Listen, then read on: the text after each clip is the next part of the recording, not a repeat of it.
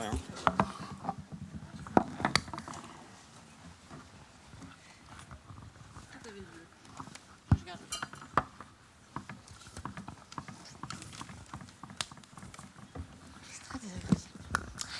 Bonsoir, je suis Cécile Lestienne, directrice de la rédaction de Pour la Science, et c'est donc à ce titre que j'ai le grand plaisir de vous accueillir ici, dans ce bel auditorium de la Cité des Sciences qui me rappelle beaucoup de souvenirs. C'est très désagréable, on a vraiment la lumière dans les yeux, c'est affreux. Mais bon, donc je ne vous vois pas, donc peut-être que ça ira mieux comme ça. Je tiens d'abord évidemment à remercier nos hôtes, Univers Sciences, et particulièrement toute l'équipe des conférences, et notamment Bénédicte Leclerc, sans qui rien ne serait possible ce soir. Je tiens aussi évidemment à remercier mon extraordinaire équipe de Pour la Science et de Cerveau et Psycho qui sont là, et leur redire au passage le grand plaisir que j'ai à travailler avec eux. Et puis évidemment, je remercie aussi tous les chercheurs, tous les amis et tout le public qui font la gentillesse là de venir nous retrouver. Donc, cette soirée, c'est pour la sortie du numéro 500 de Pour la Science.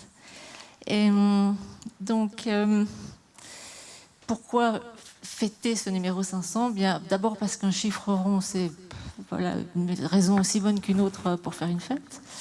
Et puis ensuite, comme l'a rappelé Étienne Klein, ici présent il y a quelques jours, qui est physicien, philosophe des sciences, ou philosophe des sciences et physicien, je ne sais pas, c'est assez des états intriqués un peu peut-être chez toi.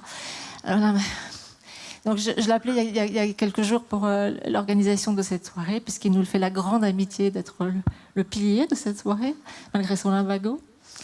Et qui me disait, mais écoute, de toute façon, hein, Cécile, ça sera festif, ça doit être festif, parce que c'est la sortie du numéro 500, mais rien ne nous garantit que nous serons encore là pour le numéro 1000. Je me sens concernée aussi, Étienne. Voilà, donc c'est déjà en soi une raison de faire quelque chose ce soir. Mais donc je vais vous raconter, en fait, effectivement, pourquoi vous êtes là ce soir, comment on est arrivé là. Et donc, quand on a commencé à réfléchir au sommaire du numéro 500, c'était en fait pas très longtemps après le numéro que nous avions fait pour les 40 ans de Pour la Science. Et pour le numéro des 40 ans de Pour la Science, on avait fait, l'exercice s'est imposé de lui-même, on a fait un panorama de tout ce qui avait changé en 40 ans dans le monde des sciences. C'était assez vertigineux, très intéressant à refaire, de se redire de quand date le smartphone, la brebis de lit, les expériences d'Alain Spey. Et donc voilà. Et on avait fait d'ailleurs aussi une soirée avec d'éminents chercheurs, dont Étienne Klein déjà. Mais là, pour le numéro 500, évidemment, il fallait quand même qu'on se renouvelle un peu. Et donc, l'équipe de Pour la Science, qui n'a jamais peur de rien, voilà, a dit que ça serait intéressant de faire un point sur 3 des très grandes théories, qui ont beaucoup plus que 40 ans, certes, mais voilà, qui ont vraiment marqué la science moderne, donc la théorie quantique, la théorie de l'évolution et la théorie de l'inconscient. Et il s'agit à la fois de faire l'état des lieux, de voir comment elles ont évolué, et puis aussi de voir quels sont les défis qu'elles doivent, toutes les 3, relever aujourd'hui. Bon, je ne vais pas vous raconter le numéro. De toute façon, soit vous l'avez déjà eu, soit vous l'aurez à la sortie, donc vous pourrez le lire, et j'espère que vous l'apprécierez. Mais justement, pour l'événement qu'on voulait faire pour la sortie de ce numéro, on s'est dit que, comme l'équipe de PLS est une équipe très sérieuse, on n'a pas tiré au sort entre quantique, évolution et inconscient. C'est parce qu'on a suivi un critère qui nous paraît objectif.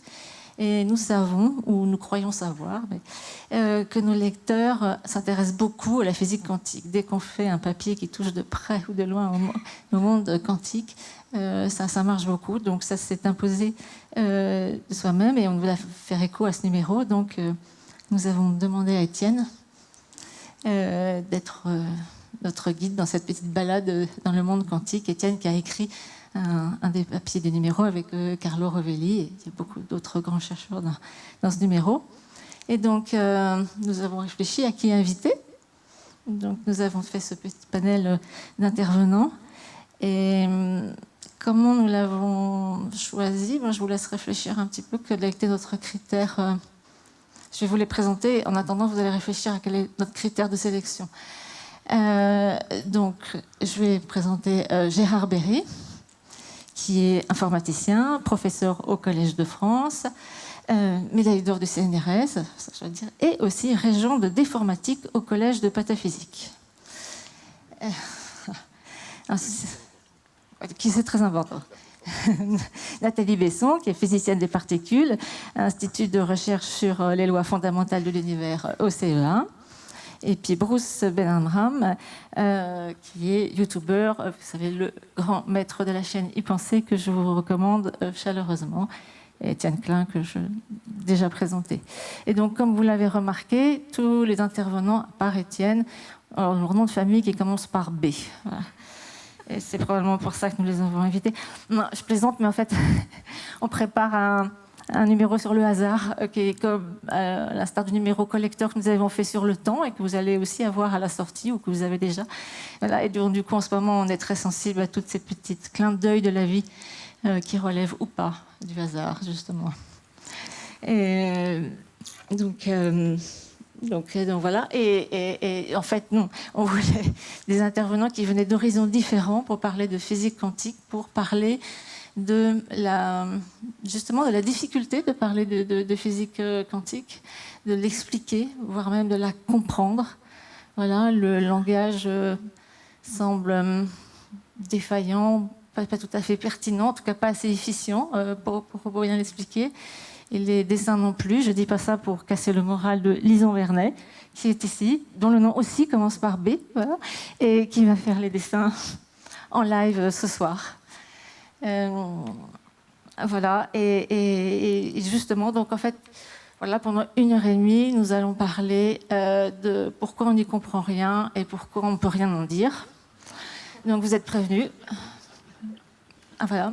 Quand je dis nous c'est un nous inclusif, parce que j'espère bien que vous allez poser des questions et que nos invités vont... et auxquelles ils ne répondront pas, bien sûr. Évidemment. Voilà. Juste avant, on va commencer tout de suite. Non, je donne le menu de la soirée. Donc justement, nos invités vont parler chacun de leur expérience, justement sur cette question-là. Ensuite, ils vont échanger entre eux quelques remarques pertinentes. Et puis, on va tout de suite après vous donner la parole pour que vous puissiez poser des questions. Et voilà. Juste avant de commencer, je voulais juste rendre hommage au philosophe Michel Serres, qui nous a quittés samedi dernier. Michel Serres est pour la science, et on peut le dire, c'est une sorte de question de voisinage. Vous savez, parce que Michel Serres était l'âme des éditions du Pommier, et que les éditions du Pommier et pour la science appartiennent à la même maison, la maison Humaine 6. Voilà. Et Michel, qui justement nous poussait tout le temps à ne pas avoir peur de plonger dans le grand monde du savoir, même quand on n'y comprend rien. Voilà, nous manque beaucoup ce soir. Je crois qu'Étienne, tu voulais en dire un mot. Oui, bonsoir à tous. Merci pour cette invitation à célébrer le 500e numéro de Pour la Science. Bon, en effet, Michel Serres est mort samedi. On l'a tous appris, je pense, durant le week-end. Et c'était quelqu'un qui a compté pour un certain nombre d'entre nous, qui a été une sorte de père spirituel, par le fait que, alors que les disciplines sont quand même académiquement très séparées, notamment la science et la philosophie, lui a tenté, avec un certain génie, de créer des passerelles entre ces différents mondes, et aussi entre l'esprit et le corps, qui sont aussi séparés dans la pensée occidentale, disons. Et parmi les livres que je vous recommande, il y en a un qui est peu cité, mais que je trouve magnifique, qui s'appelle « Variations sur le corps », dans lequel il explique que ceux qui lui ont le plus appris à penser, ce sont les guides de haute montagne. Et il avait une façon magnifique de parler de l'alpinisme. Et pour citer une anecdote, la première fois que je l'ai rencontré, c'était à la Fondation des Treilles, pour collaborer avec l'équipe qui a écrit un dictionnaire des sciences qui s'appelle le Trésor des concepts. La première fois que je l'ai vu, il était attablé avec d'autres scientifiques ou philosophes, et on s'est mis à parler du rôle de la télévision. Et il racontait toujours des histoires dont on pensait à chaque fois qu'elles étaient vraies, tellement la faconde avec laquelle il les racontait semblait crédible. Et il nous a raconté ceci. L'autre jour, une dame m'a arrêté dans la rue. Elle m'a dit « Ah, vous, je vous connais, je vous reconnais, vous êtes Hubert Reeves. Je vous ai vu dans le poste. » Je lui ai répondu « Non, madame, moi, je suis Albert Einstein. » Et la dame a répondu « Ah, je connais pas. » Merci Étienne. Bon. Donc on va commencer cette longue interrogation sur la chose dont on ne peut pas parler, à laquelle nous on ne comprend rien, avec Bruce Benamran, ici présent. Merci.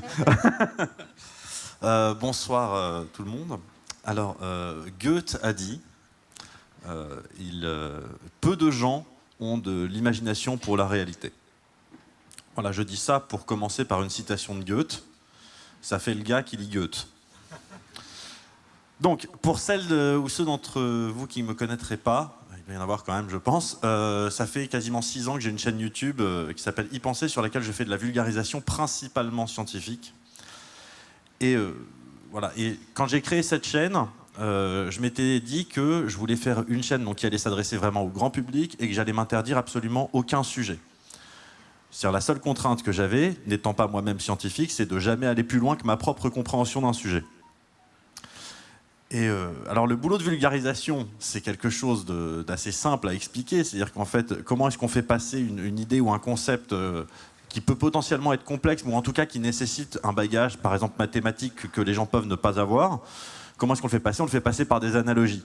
C'est la façon la plus simple et la plus efficace. On rattache ça pour le grand public à quelque chose dont on a l'habitude. On explique le mouvement, on va expliquer la mécanique newtonienne avec un ballon, avec une voiture, et ce genre de choses. Quand on parle par exemple de la matière, il y a une analogie qui est fabuleuse, qui marche très bien, c'est le Lego. Parce que tout le monde voit ce que c'est qu'un Lego, et on dit voilà, la matière c'est constitué de tout petits Lego. Et on accepte bien cette idée, et on se dit oui, effectivement, alors on ne voit pas ces Legos parce qu'ils sont vraiment tout petits. Mais si on les voit de suffisamment loin, voilà, ça fait de la matière. Et on fonctionne comme ça. Donc moi, sur ma chaîne, ça a fonctionné comme ça pendant quelques années. Où, voilà, pourquoi le ciel est bleu ? Qu'est-ce qu'un arc-en-ciel ? Pourquoi est-ce que les astronautes dans la Station spatiale internationale, pourquoi est-ce qu'ils flottent ? Puis à un moment donné, j'ai commencé à attaquer des sujets un peu plus sérieux. Relativité restreinte, relativité générale. Et ça va encore. Et à un moment donné, je me dis... et la mécanique quantique. Et c'est là où ça devient compliqué de vulgariser la mécanique quantique. Pour expliquer ça, je vais le dire avec un exemple très simple, vous allez voir. Un électron, c'est comme une bille, avec un pôle nord et un pôle sud, comme un petit aimant mais en bille, qui tourne très vite sur lui-même, ce qui lui donne son spin. Voilà, sauf qu'un électron, c'est pas une bille, ça n'a pas de pôle nord, pas de pôle sud, et ça ne tourne pas sur lui-même. Voilà. C'est en gros, la mécanique quantique, on va être sur des choses comme ça. Et alors, il faut bien distinguer deux choses. Ceux qui s'y connaissent et qui pratiquent la mécanique quantique quotidiennement, et ceux qui ne connaissent pas. Et alors, pour ceux qui connaissent, donc la théorie quantique, donc, c'est une théorie scientifique qui repose, donc, comme tous les modèles scientifiques, sur une batterie d'équations mathématiques. Je précise encore, je ne pense pas que ce soit besoin, mais je vais quand même, ça va mieux en le disant, on est d'accord, un modèle scientifique, ce n'est pas la réalité. C'est une représentation qui se comporte dans un cadre donné comme ce qu'on peut constater. Voilà. Et quand on regarde ces équations, alors déjà ce qu'il faut savoir sur les équations de la mécanique quantique, c'est qu'elles sont, et là vous me corrigez si je dis des bêtises, elles sont d'une précision, c'est quoi grotesque. Voilà, c'est ça l'adjectif que je cherche, c'est d'une précision grotesque.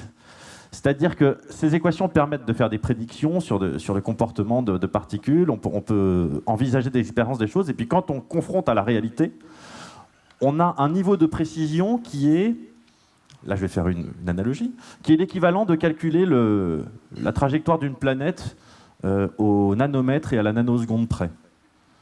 C'est-à-dire que ça n'a pas de sens. Moi, je me rappelle quand j'étais au lycée, il y avait, sur je ne sais plus quel cours de physique, enfin, il y avait une interro en physique où il y avait une question, on devait calculer la vitesse d'une fusée au décollage, et il y avait un élève qui avait fait son calcul, et puis il avait mis 17 chiffres après la virgule, donc il avait un résultat qui était au nanomètre près, donc le prof lui avait mis 0, parce que ça n'a pas de sens. Mécanique quantique, la précision est vraiment grotesque.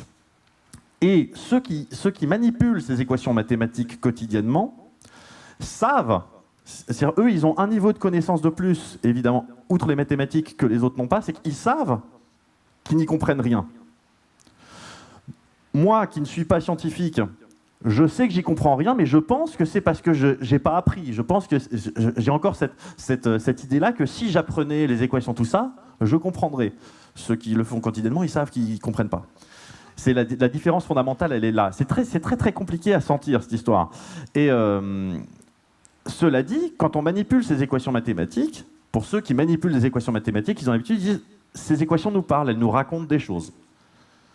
Parce que la forme de l'équation, ça rappelle, oui, ça veut dire quoi? Ça veut dire que un électron, il peut être à deux endroits différents en même temps et avoir deux vitesses différentes en même temps. Mais en pratique, c'est compliqué à l'échelle d'un électron de parler de position et de parler de en même temps déjà. Donc c'était celui qui l'avait le mieux dit, je pense, que c'était quand même Feynman, quand il faisait son lecture, son cours sur la mécanique quantique. Au début, il disait, voilà, si vous cherchez à voir le fin mot de l'histoire, que vous voulez sortir d'ici en disant, ça y est, j'ai compris maintenant comment ça marche, la matière à l'échelle la plus infime, vous allez juste vous arracher les cheveux. Ce n'est pas possible.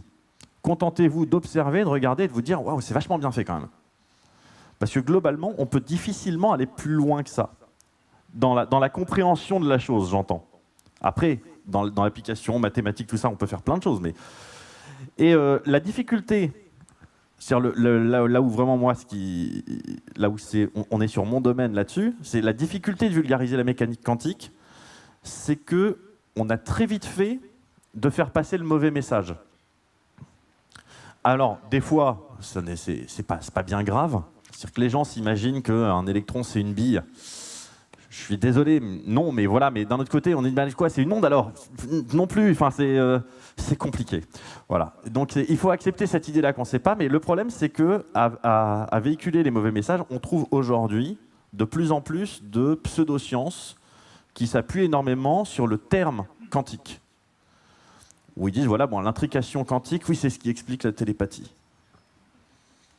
Non. Non. On me confirme que non. Voilà.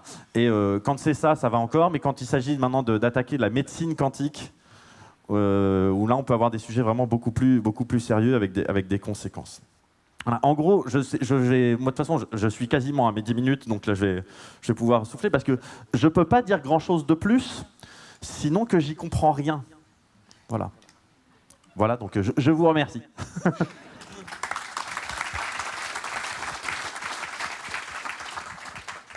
Voilà, avec Étienne Klein maintenant, est-ce qu'on peut y comprendre un petit peu plus? 53, ok. Alors, je vais vous parler moi plutôt des choses qui me fascinent dans la mécanique quantique et dans son histoire, aussi dans son élaboration. La première chose, c'est qu'elle est née dans les années 20, pour ce qui est des principes fondamentaux, à une époque où, comparativement à aujourd'hui, on n'avait pas de données.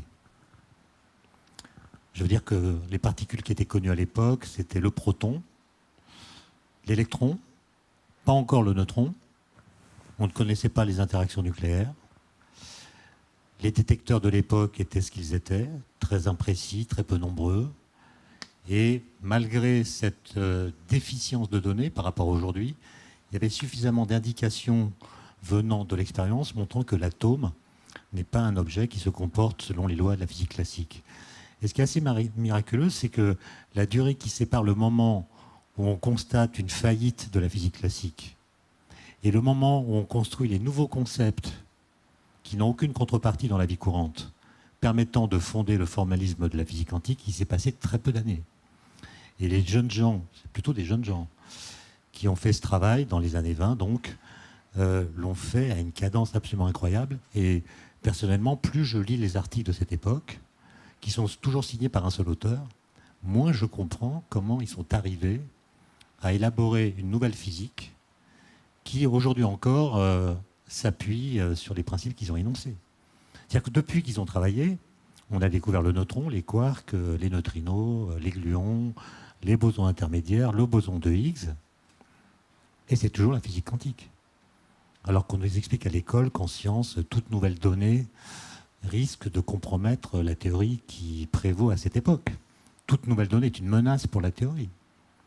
Là, la théorie, évidemment, a évolué, mais jamais au point de remettre en cause ses fondements. Ensuite, ce qui est original et fascinant, c'est qu'elle pose des problèmes d'interprétation, un peu comme l'a dit Bruce, qui a non seulement un B, mais deux B, je voulais le signaler. C'est que on ne sait pas très bien de quoi elle nous parle, c'est-à-dire on ne sait pas dire quelle correspondance il y a entre le formalisme, disons les équations, disons la représentation des systèmes, et puis les mesures qu'on peut faire sur les systèmes.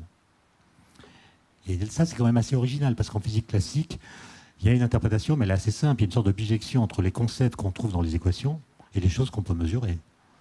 En physique quantique, non, la mesure n'est plus une opération passive. Elle joue un rôle dans la détermination des propriétés qui sont mesurées. Alors celui qui a été mon maître pour me former à tout ça, c'est Bernard d'Espagna, auquel je voulais rendre hommage, d'autant qu'il était un ami de Michel Serres. Et dans cette affaire, il y a eu une chose absolument extraordinaire qui s'est produite au moment où je commençais mes études. C'est que le débat qui a opposé les physiciens pendant des décennies à propos de ce que veut dire qu'est-ce que c'est que faire une mesure sur un système. Est-ce que c'est une opération active ou est-ce que c'est un enregistrement passif de ce qui est? Qui est en gros la controverse qui a opposé Einstein à Niels Bohr, qui était une controverse philosophique. On pourrait presque même dire que c'était une controverse métaphysique sur le rôle qu'on attend d'une théorie physique. Est-ce qu'elle décrit le réel, indépendamment de la connaissance qu'on en a, ou est-ce qu'elle décrit notre interaction avec le réel? Et il se trouve qu'après des péripéties que je n'ai pas le temps de raconter, ce débat philosophique a été tranché par une expérience de laboratoire faite dans les années 80 par l'équipe d'Alain Aspect, reproduite ensuite. Avant même cette expérience, d'autres tentatives avaient été faites avec moins de précision. Et là, c'est quand même assez incroyable qu'un débat philosophique à propos de la physique soit tranché au laboratoire. Et non pas par une augmentation du raffinement des arguments philosophiques. Ensuite, il y a ce que vient de dire Bruce, c'est-à-dire comment transmettre la physique quantique. Je n'ai pas non plus la réponse, parce qu'elle s'appuie essentiellement sur ce qu'on appelle le principe de superposition. C'est-à-dire on décide que la loi fondamentale de la physique quantique, c'est l'addition. Si A et B sont deux états possibles d'un système, alors A plus B, la somme, est aussi un état possible du système. Et la question, c'est que veut dire A plus B? D'où les problèmes d'interprétation que j'ai évoqués. Mais A plus B, dans beaucoup de livres, on présente cette superposition comme un mélange, comme la coexistence de A et B. Quand on vous parle du chat de Schrödinger, on dit il est à la fois mort et vivant. La physique quantique ne vous dit pas il est à la fois mort et vivant, elle vous dit il est vivant plus mort. Ce qui n'est pas pareil. Autrement dit, on a affaire là à une véritable révolution, mais on n'a pas d'autre moyen de la dire que de la présenter comme une évolution. C'est-à-dire, on a une théorie nouvelle qu'on vient dire avec les concepts et les métaphores de la physique qu'elle vient de rendre caduque. On ne sait pas dire une révolution autrement qu'en la présentant comme une évolution. Par exemple, Bruce a dit, on l'a dit mal, il y a même des contresens. Le pire, c'est celui qu'on trouve dans les livres de terminale de philosophie aujourd'hui. Sauf que j'ai un fils qui est passé par là il n'y a pas longtemps. Il y a une petite page sur la mécanique quantique dans les livres de philosophie, où il est dit, la mécanique quantique démontre qu'on ne peut pas connaître la vitesse et la position d'une particule avec une précision arbitraire. Qu'est-ce qu'a compris mon fils qui ne m'écoute pas à table? Il a compris que les particules étaient des corpuscules ayant une vitesse et une position bien déterminées, mais que la méchante mécanique quantique nous empêche de les connaître. Et donc la physique quantique serait une imitation de notre pouvoir de connaissance, parce qu'on a fait croire que les particules quantiques étaient comme des corpuscules, ceux de la physique classique, mais moins mesurables qu'avant. Ce qui est un contresens parfait. Alors ensuite, il y a le problème de la relativité générale, la théorie de la gravitation, dont les principes ne sont pas compatibles avec ceux de la physique quantique. Et avec Carlo Rovelli, dans l'article qu'on a écrit dans le numéro 500, on fait l'inventaire de toutes les interprétations qui ont résisté au temps, et puis de toutes celles qui pourraient servir à l'élaboration d'une théorie quantique de la gravitation. C'est un peu technique, donc je ne vais pas en parler, Mais il y a des choses assez fascinantes qui se jouent en ce moment sur, pour ceux qui connaissent, un fameux papier de Maldacena qui s'appelle EPR égale ER. Je ne vais pas en dire plus. Mais pour terminer, je voulais vous parler d'une sorte d'analogie qui rend la mécanique quantique quand même très sympathique. J'ai dit tout à l'heure, on la présente comme une évolution alors que c'est une révolution. Le premier qui a vraiment compris ça, me semble-t-il, c'est un physicien britannique qui s'appelle Paul Dirac. Et en 1925, il a publié un papier assez court dans lequel il dit que la grande différence entre la physique classique et la mécanique quantique, une différence tellement fondamentale qu'on ne pourra plus jamais dire la physique quantique dans les termes de la physique classique, c'est ce qu'on appelle la non-commutativité. Alors qu'est-ce que ça veut dire? Si vous prenez une boule de billard, donc un objet classique, vous pouvez mesurer sa vitesse, c'est l'opération que j'appelle A, et puis mesurer sa position, c'est l'opération que j'appelle B. Le fait de mesurer ou non la vitesse ou la position d'une boule de billard ne change pas sa vitesse ni sa position. C'est des grandeurs qui existent objectivement, et quand on les mesure, c'est une opération passive qui ne change pas la valeur obtenue. Et donc, l'ordre dans lequel on fait les deux opérations est indifférent. On peut faire d'abord A puis B, ou bien B puis A, ça ne change pas les résultats. Donc AB est égal à BA. Et ce que montre Dirac, c'est qu'avec la physique quantique, non, l'ordre compte. AB n'est pas égal à BA, c'est-à-dire mesurer la vitesse puis la position, ça n'est pas la même chose que mesurer la position puis la vitesse. Donc AB n'est pas égal à BA, c'est le BA bar, on pourrait dire, de la physique quantique. Alors ça fait penser à une chose. Les anagrammes. D'où viennent les anagrammes? Vous permutez les lettres d'un mot, ça change le sens du mot. En général, ça le détruit même. Ça veut dire que quand vous écrivez un mot, l'ordre dans lequel vous mettez les lettres compte. AB n'est pas égal à BA, comme en mécanique quantique. Et donc, les anagrammes et la mécanique quantique ont ceci de commun que l'une et les autres reposent sur la non-commutativité, ce qui donne aux anagrammes une certaine dignité épistémologique et ce qui donne à la mécanique quantique un certain aspect ludique. Alors, une anecdote pour finir. Une anagramme, ouais. Un soir, à Ajaccio, il y a quelques années, il y avait un colloque auquel participait Alain Cohn, qui a fait un exposé brillant sur la musique et les géométries non commutatives. Parce que lui a écrit des géométries non commutatives qui, elles aussi, reposent sur la non-commutativité. Et là, on a dîné ensemble et je lui ai dit, t'as vu, il y a quand même un lien entre la physique quantique et les anagrammes et les géométries non commutatives. Lien qu'il n'avait jamais complètement explicité. Et sa conférence portait notamment sur le boson scalaire de Higgs. Parce qu'il avait une théorie sur le boson scalaire de Higgs qu'on venait de découvrir au CERN. Le boson scalaire de Higgs démontre que dans l'univers primordial, les particules élémentaires n'avaient pas de masse. Donc elles allaient à la vitesse de la lumière dans un vide qui était vide. Tout d'un coup, le champ de Higgs apparaît, elles se coupent à ce champ, acquièrent de l'inertie qui leur donne un temps propre. Donc elles acquièrent une sorte d'horloge. Avant, elles étaient angéliques, sans masse, et tout d'un coup, elles acquièrent une horloge. Or, lui vient de faire une conférence sur le boson scalaire de Higgs, dont l'anagramme est l'horloge des anges ici-bas. Donc là, il a eu une petite syncope.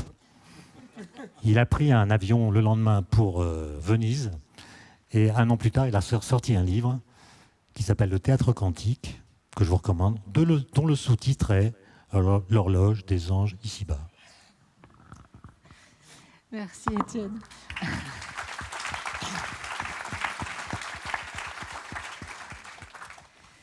Voilà, autour de Nathalie Besson, maintenant de nous parler de son expérience de la méchante mécanique quantique. Mais non, elle n'est pas méchante. Alors moi, là, j'ai un rôle un peu difficile parce que je passe après Bruce et Étienne, qui ont dit tout un tas de choses que j'avais l'intention de vous raconter. Mais il se trouve que la répétition est la maman de la pédagogie, donc je vous en remets une couche aussi sec. Alors moi, ce que je voulais dire, c'était, comme pour beaucoup de domaines de la physique, une des difficultés inhérentes à parler de la mécanique quantique, c'est un peu comme Étienne l'a souligné, c'est qu'on emploie des mots qui ont un sens parfait dans notre monde classique, des mots courants, pour décrire des choses quantiques avec un sens légèrement différent. Par exemple, on va parler de superposition, on va parler d'observation, et ça ne voudra pas dire la même chose dans le monde quantique et le monde classique. Et du coup, on se rend compte que pour parler de mécanique quantique, pour essayer de la comprendre, il va falloir penser différemment. On se rend compte qu'elle est du coup extraordinairement mystérieuse, totalement contre-intuitive et impossible à comprendre. Et pour citer aussi M. Feynman, qui est mon chouchou, toute catégorie confondue dans les physiciens, M. Feynman disait, je ne crois pas trop le paraphraser, je crois pouvoir dire sans me tromper que personne ne comprend la mécanique quantique. Ce qui est assez formidable parce que pour avoir visionné ces cours, je suis bien persuadée que s'il y a une personne qui avait une intime connaissance ou du moins compréhension de la nature quantique de l'univers, c'était bien Feynman. Mais bref. Donc moi je pense qu'il faut chercher à comprendre la mécanique quantique tout en acceptant la frustration qu'on ne va pas arriver à la comprendre. Alors pourquoi il faut quand même continuer à chercher à la comprendre ? D'abord parce que, comme Étienne l'a souligné, ça marche formidablement bien, c'est-à-dire qu'il n'y a rien qui décrive les processus subatomiques comme la mécanique quantique le fait. Avec la mécanique classique, c'est impossible, on n'y arrive pas. Donc ça, c'est déjà une bonne raison de le faire. Et ensuite, parce que de temps en temps, il peut nous arriver ce que j'appelle une épiphanie, c'est-à-dire ce moment génial où toutes nos connaissances tombent, clic, clic, clic, clic, se mettent en place, et on croit, ou on a l'impression tout d'un coup qu'on saisit, qu'on comprend au sens fort du terme, qu'on fait sien un concept. Et moi, il m'est arrivé une de ces incroyablement réjouissante épiphanie alors que je jouais les guides dans une exposition sur le grand collisionneur de Hadron au Palais de la Découverte. Et une petite dame qui vient me voir et qui me dit « Alors, vous avez découvert le boson de Higgs ?» Oui, on a découvert le boson de Higgs dans 2 expériences. Oui, mais comment vous avez fait pour découvrir le boson de Higgs dans 2 expériences ? Et là, tout d'un coup, je me rends compte qu'elle pense qu'il y a un unique boson de Higgs. Et ça n'est pas de sa faute. Pourquoi elle croit ça ? Parce que nous tous, Étienne vient de le faire, tous les physiciens disent le boson de Higgs, l'électron, le photon. Et alors là, je me mets à penser, mais pourquoi on dit ça ? On a raison de dire ça ? Et en fait, ça n'est pas du tout une coquetterie de langage. C'est extraordinairement signifiant. Pourquoi j'ai le droit de dire l'électron ? Parce que l'électron, c'est une vaguelette, une agitation, une excitation d'un unique concept qui est le champ de l'électron. Champ CHAMP, je précise, pas CHANT. Et donc tous les électrons sont intimement liés. Mieux que ça, ils sont tous presque identiques. Ce sont tous des petites excitations dans le champ de l'électron, qui est dans le champ de l'électron qui baigne l'univers, qui est dans son état fondamental de plus basse énergie, qui baigne l'univers. Et chaque petite vaguelette de ce champ est un électron. Donc l'électron. Pareil pour le boson de Higgs, le photon, etc.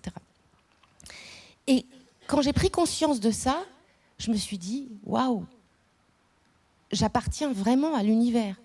C'est-à-dire mes électrons, tes électrons, vos électrons, les électrons de l'étoile la plus éloignée de la galaxie sont intimement liés par la mécanique quantique. Comme le dit un de mes amis et collègues, Jean-Philippe Usan, de façon beaucoup plus jolie que ce que je viens de faire, on est tous des vagues de la même mer. C'est beau, hein ? Eh bien, c'est quantique. Planck, il n'est plus là, Planck. Juste à dire, regardez, il y a un très joli portrait de vous que vient de faire Lison Bernet. Génial. Et alors, tous ces champs, Étienne en a parlé, tous ces champs, le champ de l'électron, du photon, du boson de Higgs, dans leur état fondamental, forment le vide quantique. Du coup, c'est quoi ce vide quantique ? Eh bien, c'est potentiellement toutes les particules. Ou plutôt, c'est toutes les particules en potentialité. Ça veut dire qu'il suffit d'apporter un peu d'énergie au champ dans son état fondamental, du moins suffisamment d'énergie pour correspondre à la masse de la particule en question, pour que tout d'un coup, elle jaillisse du néant. C'est assez génial, ou comme le dit Étienne, qu'on réveille la belle au bois dormant endormie. Et je te cite, Étienne. Et c'est exactement ça qu'on fait au LHC, avec l'énergie des collisions. On chauffe le vide, on l'agite suffisamment pour créer tout un tas de particules, comme par exemple des bosons de Higgs, mais aussi tout un tas d'autres choses. Alors, qu'est-ce que je voulais vous raconter après ça ? Oui, alors, si je peux me permettre de faire un peu... On va aller dans la science dure, là ?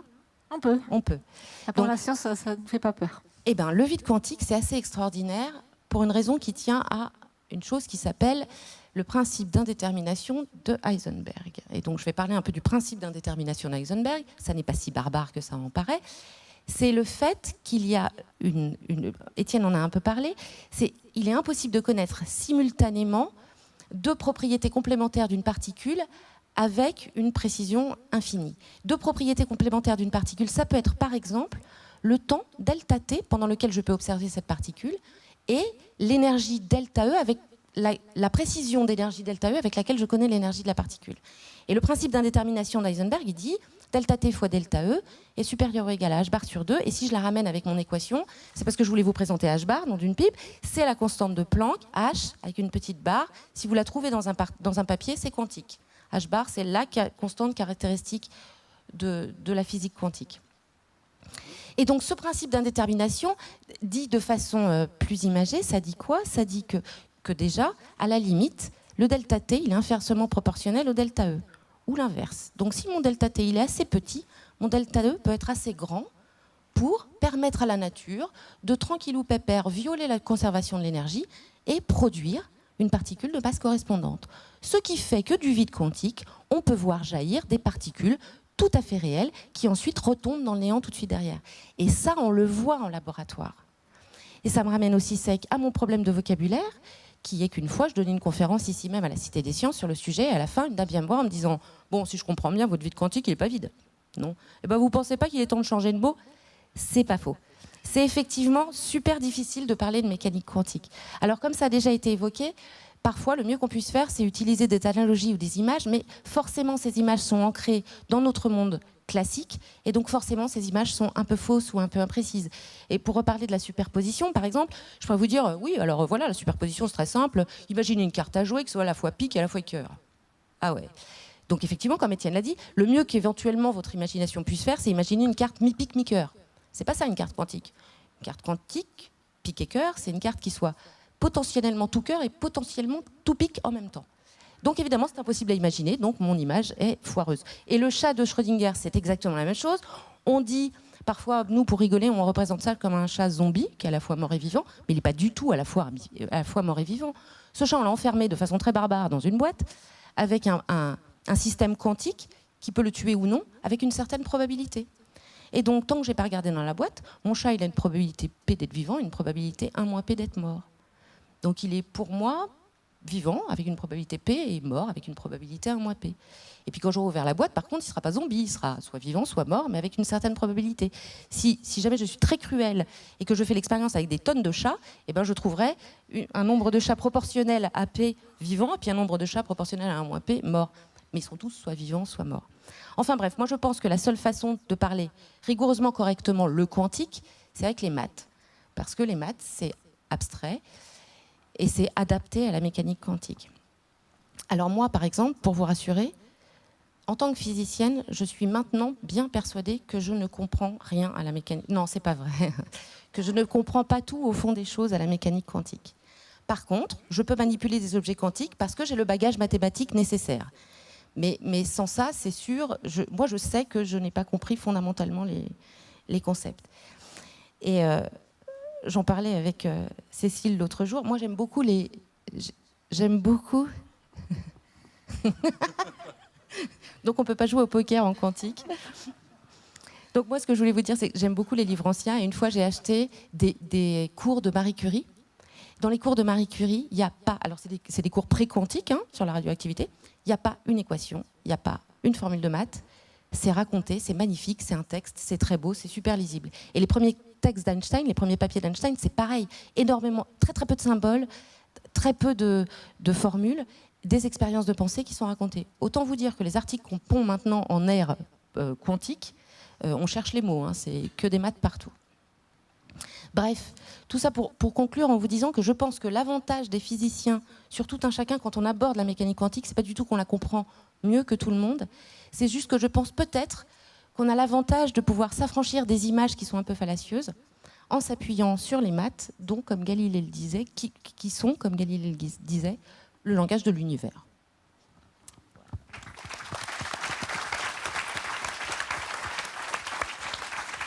Merci Nathalie. On va quitter les images fallacieuses pour la pataphysique et on va tout comprendre avec Gérard Berry.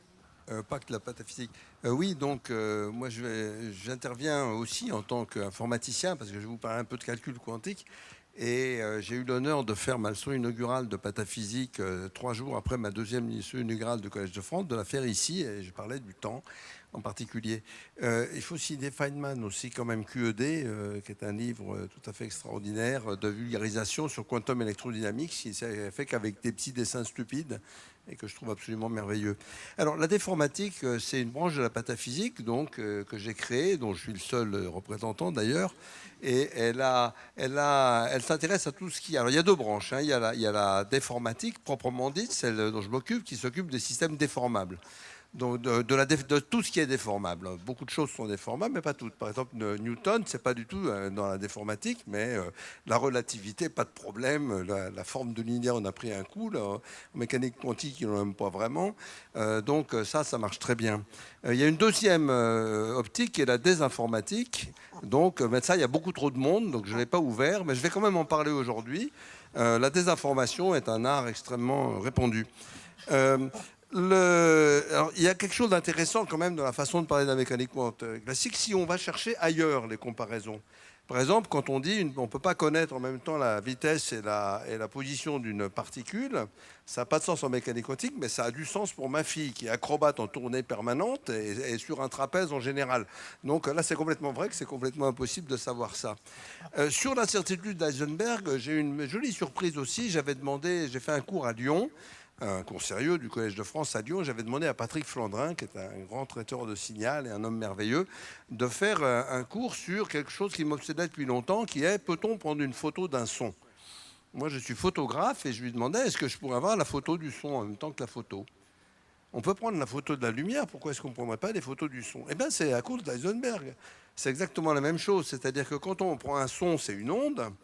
Et si on a suffisamment de battements de cette onde, on peut calculer des fréquences, ce que font les oreilles. Et nos oreilles font une analyse fréquentielle du son.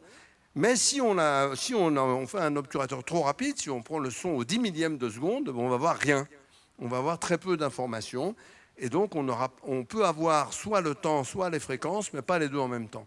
Et quelque part, c'est très facile à expliquer pour la photo. Et c'est quand même le même phénomène, même si ce n'est pas exactement le même phénomène, c'est la même intuition.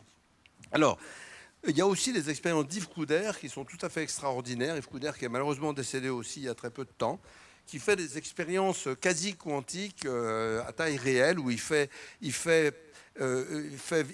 laisse tomber une goutte sur une surface de liquide et il rajoute simplement un tout petit peu de vibration pour qu'il n'y ait pas de déperdition d'énergie et on voit la goutte se promener sur son propre fond d'onde et c'est tout à fait la même chose que la mécanique quantique sauf que ça se voit. Il y a des très jolis films qui sont sur le web d'Yves Couder, ça je recommande. Yves Couder était quelqu'un d'absolument extraordinaire aussi dans le genre invention. Mais je voudrais vous parler du calcul quantique. Alors, le calcul quantique, c'est la désinformation en grand dans un sujet qui est bien réel et extraordinairement intéressant. Alors, j'entends à la radio, pas dans les émissions scientifiques sérieuses, l'ordinateur quantique va infiniment plus vite que l'ordinateur classique. Alors ça, c'est pas de chance, c'est pas vrai.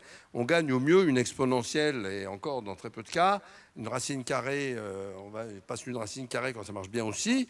Donc c'est pas vrai, mais on peut gagner beaucoup. Il permet de faire des calculs que ne peut pas faire l'ordinateur classique. Ça, c'est pas du tout vrai non plus. C'est les mêmes calculs. Il est tout près d'exister. Alors ça, c'est pas de chance. C'est un vrai sujet, mais c'est juste pas vrai non plus. La notion de tout près, il faut la relativiser, bien sûr. Il va remplacer l'ordinateur classique. Alors ça, c'est vraiment idiot. C'est pas du tout vrai. Vos téléphones, ils sont déjà quantiques parce qu'ils ont des transistors, mais ils sont classiques dans leur fonctionnement. C'est pas vrai. Et pourquoi est-ce qu'on entend tout ça? Il y a plusieurs raisons. D'abord parce que les gens, c'est plus marrant d'expliquer ça que la vérité. Et puis parce que comme la recherche dans le domaine coûte très très cher, il faut avoir un marketing sérieux pour avoir les budgets. Mais c'est vraiment très sérieux, des calculs quantiques. Puis il y a la communication quantique qui est issue des travaux d'Alain Aspect, qui elle est industrielle maintenant. C'est vraiment quelque chose de très sérieux, mais c'est très différent du calcul. Alors, pour ceux que ça intéresse, ce domaine, pour avoir des vraies informations et pas de la désinformation, il y a un rapport tout à fait sérieux de la National Academy of Science américain qui vient de sortir, qui s'appelle Quantum Computing Progress and Prospects, donc calcul quantique, progrès et prévision. Et il est vraiment très intéressant et extrêmement bien écrit, ce rapport, je le conseille. Évidemment, ça s'appuie sur le principe d'intégration, vraiment. Mais attention, ce principe est difficile. Alors déjà, la première loi, c'est qu'on ne sait pas du tout si on arrivera à faire un ordinateur quantique. Alors, on vous dit qu'il y a des ordinateurs quantiques à 10 qubits. Qubits, c'est les bits intriqués quantiques. Bon, c'est possible, mais ce n'est pas non plus tout à fait vrai, parce qu'il y a un problème dans le quantique qui est le bruit. Et là, dans les ordinateurs classiques, on sait parfaitement faire la différence entre 0 volt et 1 volt, c'est assez simple. Et dans les ordinateurs quantiques, gérer le bruit, c'est beaucoup plus compliqué. Et quand on vous dit des bits quantiques, est-ce qu'ils sont bons? Est-ce que c'est des bons bits quantiques? À l'heure actuelle, la réponse est non. Ce n'est pas des bons bits quantiques. Mais ça ne fait rien, c'est très important de faire ça. Donc avec le bruit, il y a un taux d'erreur qui peut être très, très, très grand. C'est-à-dire si le calcul quantique est juste, non, par défaut, non. Et il faut mettre des systèmes de correction d'erreur avec des ordinateurs classiques à côté de ça pour y arriver. Et on a des erreurs, mettons dans les très bons cas de 10-3, donc 1 sur 1000. Pour arriver à faire des calculs sérieux, il faudra faire mieux que ça. Mais combien il faut de bits pour faire des calculs? Alors, il y a plusieurs sortes de calculs, mais mettons si on dit, on vous explique que l'ordinateur quantique va casser des codes secrets. Ça peut être vrai, des codes secrets actuels.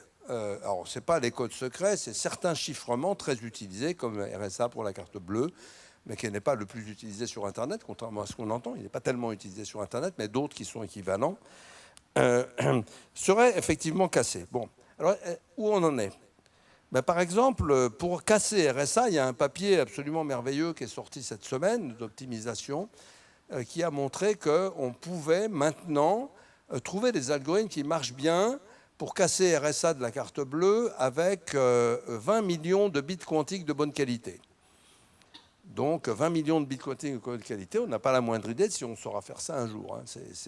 Mais ça vaut le coup de travailler, c'est fabuleusement intéressant. En plus, il faut faire des machines, il ne faut pas faire que des bits quantiques, il faut que ce soit intégré, que ça communique et tout, donc il y a du boulot pour longtemps.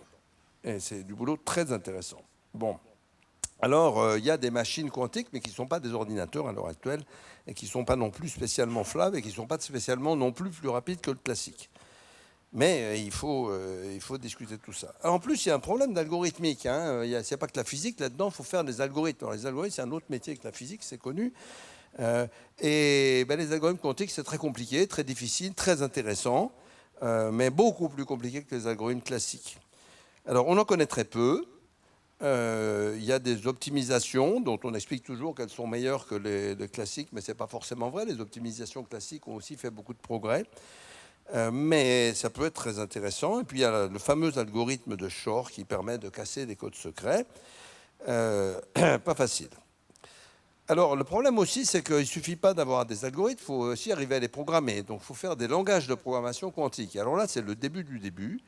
Il faut se rappeler que si l'informatique classique a marché, c'est parce qu'on a fait des langages aussi, pas uniquement. Si on programmait les ordinateurs comme on les programmait en 1950, vous n'auriez pas de téléphone portable. Hein, ça, c'est une garantie. Alors, ces langages n'existent pas encore, mais c'est un sujet de recherche absolument magnifique. Et voilà.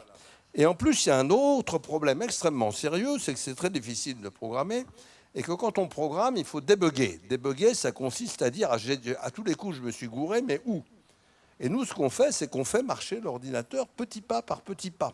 Regardons ce qu'il fait. Alors ça, avec un ordinateur quantique, c'est raté. La mécanique quantique nous l'interdit. Donc, c'est pas fait. Puis il y a un dernier truc qui fait que c'est pas fait, c'est que ce qui a fait l'informatique classique, c'est ce qu'on appelle une spirale positive.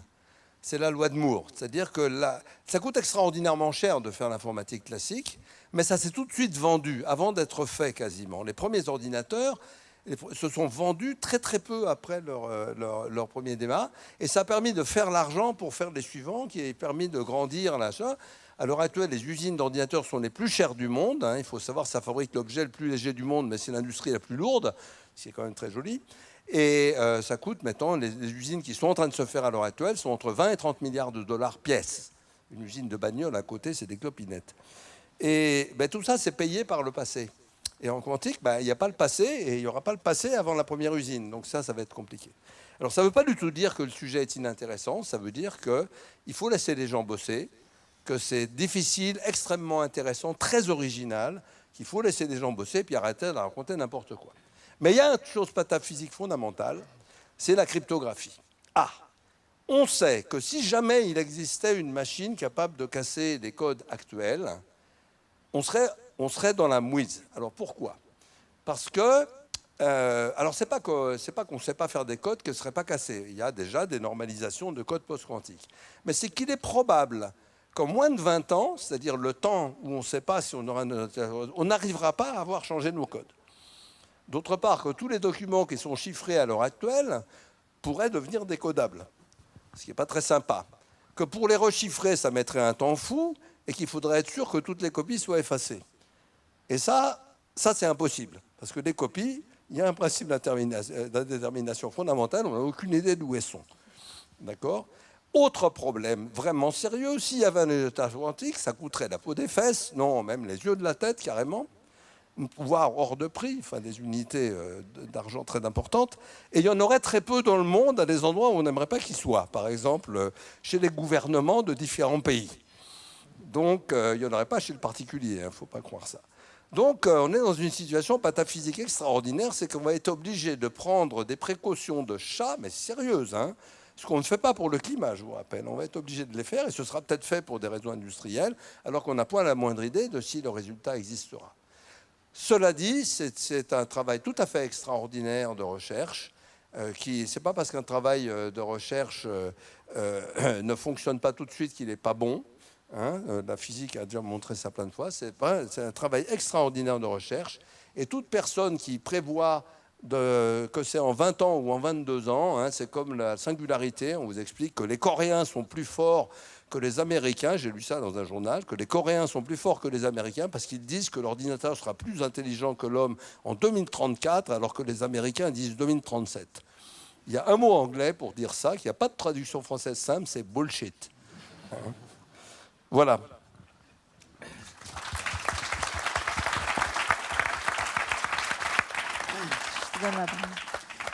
Merci Gérard. Enfin, je vois que ça laisse un peu effectivement de travail, mais que dans le numéro 1000 pour la science, vous aurez la réponse, parce que ça nous amène, j'ai calculé, vers 2062. Donc, on aura la réponse. Donc, avant qu'on donne la parole aux auditeurs, est-ce que vous avez des réactions les uns et les autres ou est-ce que vous voulez remonter un peu la baraque, parce que Gérard a tout cassé la baraque là. J'ai rien cassé du tout. J'ai dit que c'était fabuleusement intéressant, qu'il ne fallait pas juste prendre des vessies pour des lanternes, comme on disait avant. Moi, je peux peut-être compléter ce qu'a dit Nathalie à propos des maths. En effet, le formalisme donne raison en apparence à Galilée, selon lequel les lois de la nature sont écrites en langage mathématique. Mais justement, ce qui fait l'originalité de l'interprétation, c'est que une fois qu'on a les équations, il faut décider de la façon de les utiliser. La mesure n'est plus l'opération classique qu'on imaginait auparavant, et c'est ça qui pose tous les problèmes. Il faut savoir passer du monde des représentations au monde des mesures. Et les espaces dans lesquels on représente les états des systèmes, c'est des espaces mathématiques qu'on appelle des espaces de Hilbert, qui sont des espaces vectoriels, qui peuvent avoir un nombre de dimensions infinies. Ce qui veut dire que le monde dans lequel on décrit les états des systèmes n'est pas le monde dans lequel sont les systèmes. Ça veut dire que le monde de la représentation s'est émancipé du monde empirique, ce qui pose la question du lien entre les deux. Et donc Galilée, je pense qu'il n'aurait pas été à l'aise avec la mécanique quantique. Ah bah non, il faut que je fasse l'avocat de Galilée, c'est ça? Non. Allez. Non, il a déjà eu des avocats. Il a déjà eu tout un tas d'avocats, ça s'est pas très bien passé. Ouais.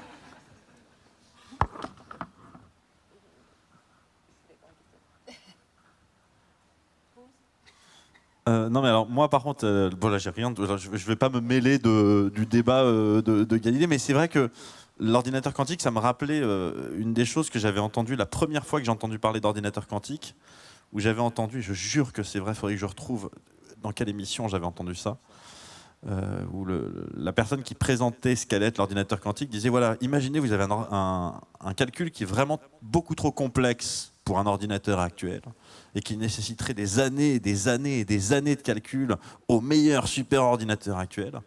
Et bien avec un ordinateur quantique, il va peut-être utiliser des années, des siècles, ou des millénaires pour faire ce calcul dans un autre univers, et rendra le résultat dès qu'il l'aura trouvé, et pour nous ce sera instantané. Voilà. Je l'embauche, moi. Il est bon, hein? Ah oui, oui. c'est vrai que c'est là où je m'étais dit, ah, un autre univers donc. Non, mais ça vient de ce que Shor, celui qui a inventé les algorithmes de Shor, il croyait à l'interprétation d'Everett de la mécanique quantique, c'est-à-dire l'idée que quand on mesure un système quantique qui est dans la superposition A plus B, si on obtient A, c'est qu'il y a création concomitante d'un autre univers dans lequel c'est B qui se réalise. Et donc à chaque fois qu'une mesure dichotomique est faite, il y a création d'un univers parallèle. Et donc Shor, il a une interprétation de la superposition qui est celle-là, ce qui veut dire que ton optimisme, ta façon de raconter les performances quantiques des ordinateurs s'appuie sur l'idée d'univers parallèle. L'idée qu'on explore plusieurs calculs en même temps, D'ailleurs, on parle de calculs massivement parallèles, ça sous-entend univers parallèle presque. Oui, mais ça, c'est pas une bonne comparaison, parce que massivement parallèle, on fait ça tout le temps. Il y a l'idée que les ordinateurs font les calculs avec un doigt, elle est finie depuis très très longtemps. Mais massivement parallèle, le problème, c'est que si on met 1000 calculateurs, on va que 1000 fois plus vite au mieux, et même on est loin de savoir faire ça.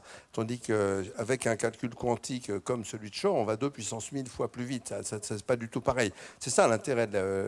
Mais c'est pas facile à obtenir. Il n'y a pas beaucoup de problèmes où on sait qu'on peut faire ça. Mais celui-là, à lui tout seul, vaut le coup, quoi. Alors, je rappelle, parce que comme moi j'aime bien faire des analogies, vu que c'est un peu mon fond de commerce, pour ceux qui n'ont pas cette notion de parallèle, de ce que c'est que de faire des choses en parallèle, en fait, la meilleure analogie, c'est l'idée qu'avec 9 femmes enceintes, vous avez un bébé en 1 mois. C'est bon. Ouais.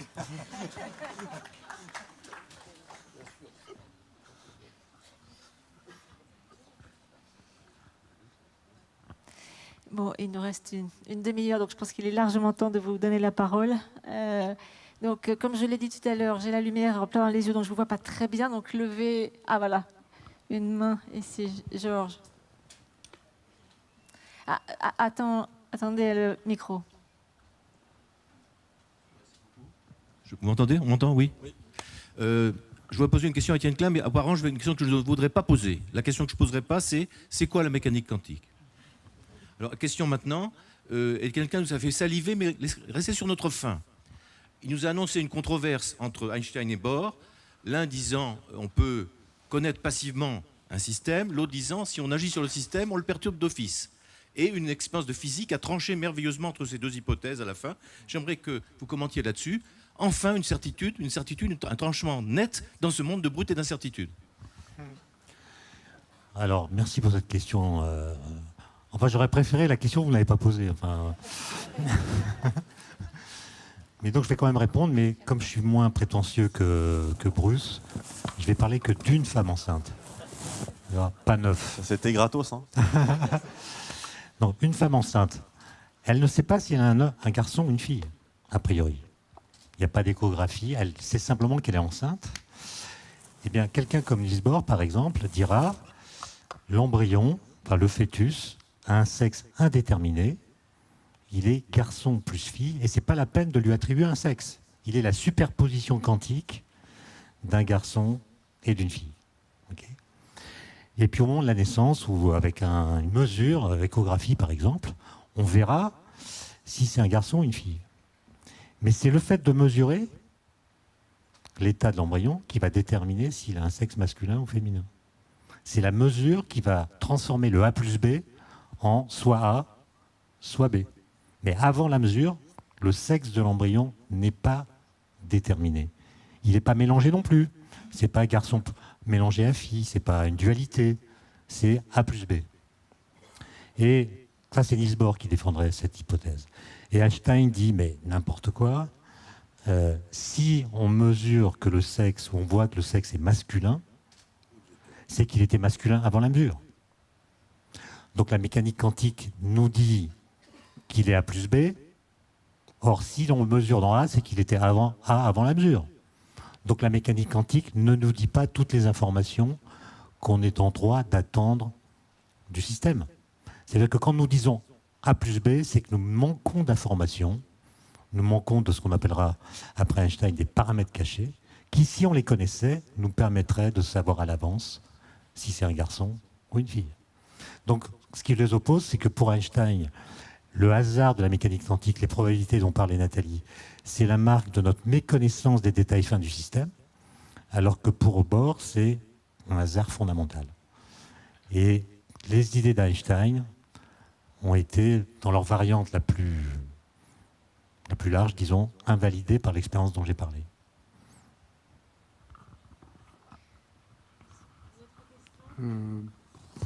Bonjour. Voilà. Quand je suis arrivé, j'avais en tête que ce que vous appelez la physique, j'appelle ça ordinaire, la physique classique, et la physique quantique, si on m'avait demandé, j'aurais dit la physique quantique, sans être un physicien, c'est certainement la continuité de la physique classique, poussée plus loin. Et d'après vos conversations, je m'aperçois que ce n'est pas du tout ça. J'ai l'impression que la physique quantique, par rapport à l'autre, c'est une autre dimension. Comme par exemple le carré par rapport au cube. Le cube, c'est un volume. Dans le carré, il n'y a pas de volume. Donc, et d'autre part, ce monsieur qui est ici, tout à l'heure, a parlé de langage mathématique. Eh bien, à mon avis, en vous entendant, je pense que celui qui n'est pas un mathématicien, qui ne maîtrise pas le langage mathématique, ne peut pas parler de physique quantique. Ça n'est pas à la portée de l'homme ordinaire qui n'a pas le background mathématique nécessaire. Il faudrait mieux ne pas en parler. C'est la même chose. Mais bien sûr, c'est la même chose que quand les religions se mettent à parler. On peut parler de la Bible, du Coran, etc. Hein? Bon. Mais quand ils se mettent tous à parler de Dieu, c'est absurde. Dieu, c'est absurde. Et ici c'est ça. La physique quantique, les quelques mots qui viennent d'être dits ici me montrent que ça n'est pas... On ne peut pas le concevoir, on ne peut pas se représenter. Donc, ce n'est même pas une réalité. C'est une réalité mathématique, peut-être, pour un mathématicien. Mais pour celui qui ne l'est pas, ça n'est pas une réalité. On va vous répondre, monsieur. On vous avait prévenu au début de la soirée. C'est une soirée pour expliquer qu'on ne peut rien en dire et qu'on ne peut rien comprendre. Mais je crois que Étienne déjà n'est pas d'accord. Nathalie, vous voulez commencer ? Non, alors, je conçois qu'elle soit extrêmement difficile, mais elle n'est pas absurde. Et accessoirement, contrairement à Dieu, elle peut être testée en laboratoire, et c'est exactement ce qu'on fait. Par exemple, au LHC, on met en jeu la mécanique quantique. La mécanique quantique nous permet de faire, comme Bruce l'a rappelé tout à l'heure, des prédictions qu'on confronte aux résultats expérimentaux et qui collent aux résultats expérimentaux de façon merveilleuse. Donc, elle est testable. C'est vraiment une théorie, une science, vraiment. Pas une religion, et elle est testable en laboratoire, elle est testée, magnifiquement bien testée, et encore une fois, extraordinairement prédictive. Donc, elle est certes très compliquée, mais ça n'est pas une absurdité, vraiment. D'ailleurs, Nathalie a parlé du LHC, le Large Hadron Collider. On a parlé de la particule de Dieu quand même au moment de la découverte du Higgs. Hein. C'est la faute d'un éditeur. Là, je ne veux pas, mais c'est vrai. Mais il se trouve que l'anagramme de l'accélérateur de particules, c'est éclipsera l'éclat du créateur. Bon, mais quand même, il y a deux choses dans ce que vous avez dit, monsieur. La première, je suis d'accord, c'est-à-dire la physique quantique, elle n'est pas en continuité avec la physique classique. Il y a une rupture qui est masquée par le fait qu'on a le même langage et donc par glissement de sens, on a l'impression que la physique quantique est un prolongement de la physique classique, alors que c'est, on l'a dit, une rupture.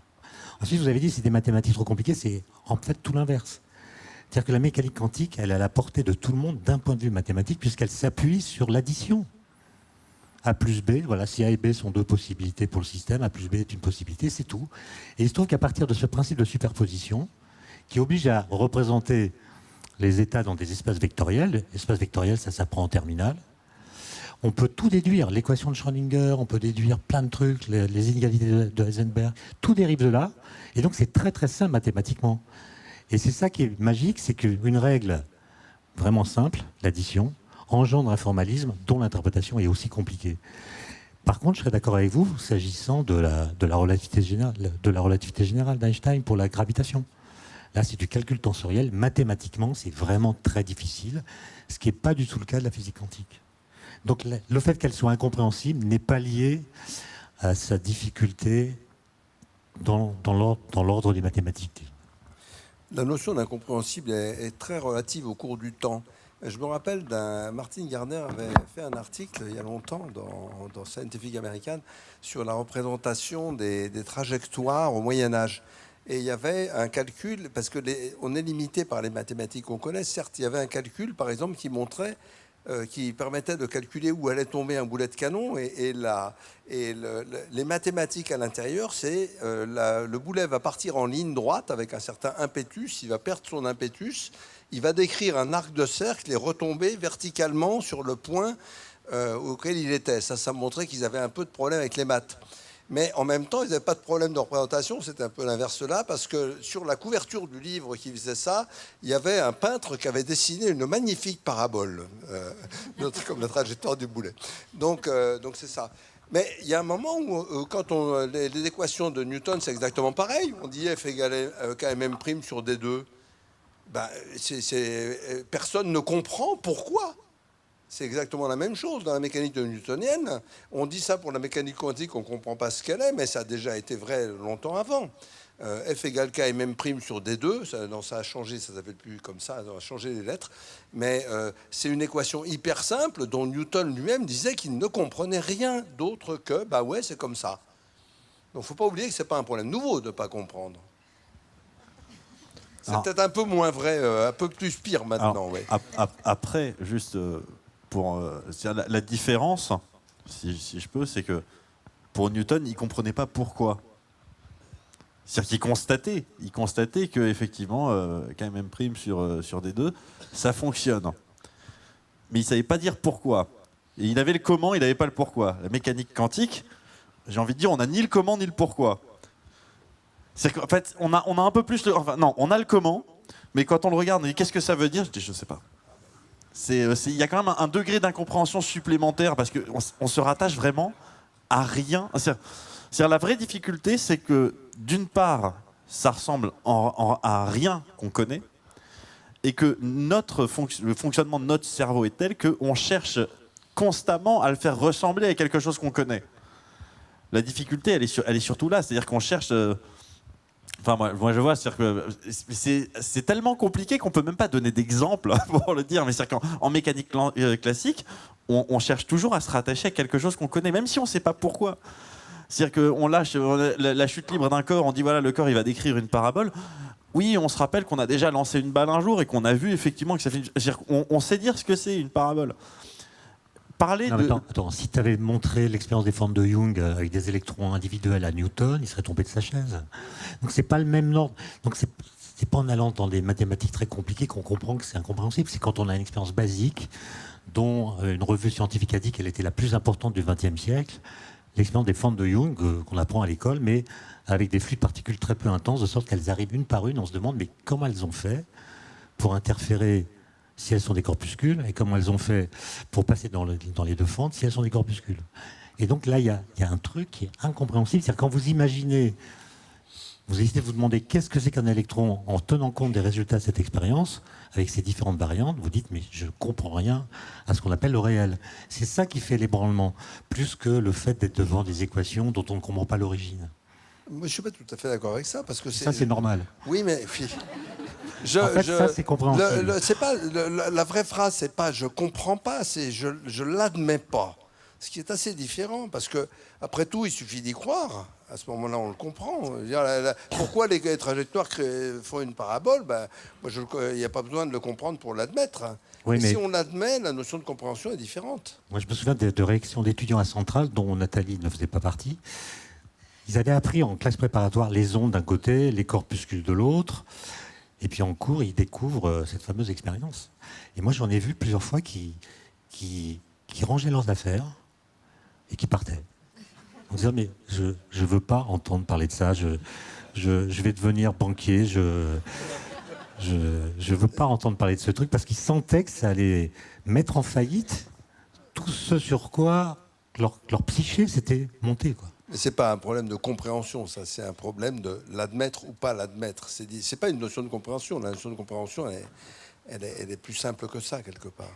Ça va au-delà de la notion de compréhension. Je suis peut-être pas tout à fait d'accord, parce que sur la notion de compréhension, moi, alors, pour le coup, moi, je parle vraiment en étant dans le total amateurisme, mais moi, je sais que c'est avec l'expérience de Fante que j'ai entendu, qu'on m'a expliqué la phrase suivante, on m'a dit tout se passe comme si l'électron savait à l'avance qu'on allait l'observer. Oui, mais ce que je veux dire, c'est qu'à un moment donné, on n'a pas de moyens, on a difficilement des moyens plus simples d'expliquer la chose. C'est qu'on a un problème de compréhension quand on en arrive à dire la chose de la façon suivante. Je suis d'accord que l'électron ne sait pas qu'on va... Enfin voilà, il ne sait rien, l'électron, c'est un électron. Mais voilà, on a cette difficulté à comprendre quand même. Bon, peut-être temps de redonner la parole à la salle. Oui. Est-ce que vous pourriez nous expliquer enfin, je